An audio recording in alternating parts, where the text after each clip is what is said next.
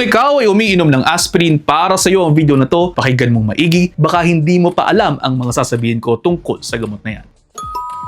Ang aspirin ay isang salicylate. Ito ay isang gamot na gumagana sa pamamagitan ng pagbabawas ng mga bagay-bagay sa katawan na nagdudulot ng pain, ng lagnat at ng inflammation. Bukod dyan, ginagamit din po ang aspirin para makapag-prevent tayo ng heart attack, ng stroke at pati na rin ng chest pain. Depende po sa pagkakagawa ng aspirin po, pwedeng ito ay chewable.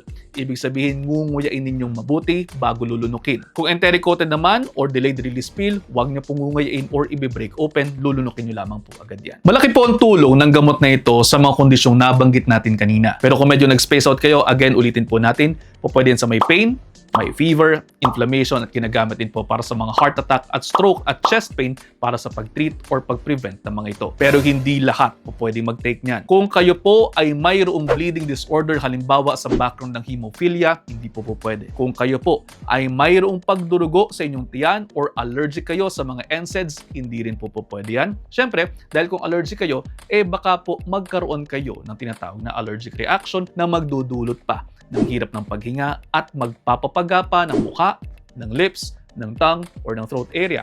Kung kayo din po ay nagtatake ng aspirin, iwasan din po ang pag-inom ng alak. Mas mataas po kasi ang risk ng pagkakaroon ng pagdurugo sa tiyan kapag ganyan ang gagawin po ninyo.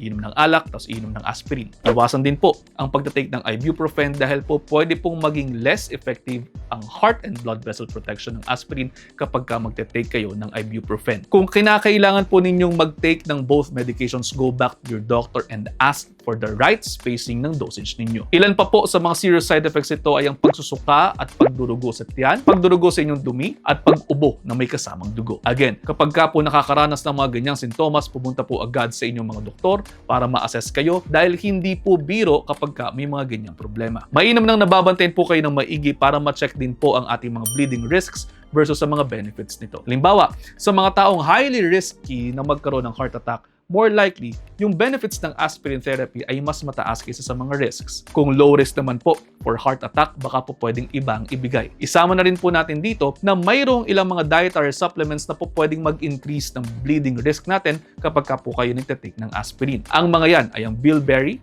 capsaicin, evening primrose oil, ginkgo biloba, mahuang at ng omega-3 fatty acids.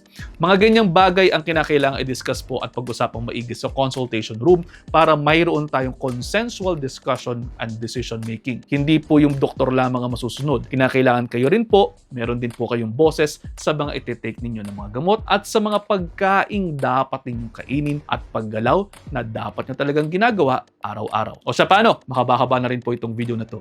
Sana po ay mayroon kayong natutunan na kahit papaano. Kung mayroon man, makikishare po sa inyong mga kaibigan, baka sakaling mas marami pa tayo matulungan. See you next time. Ingat.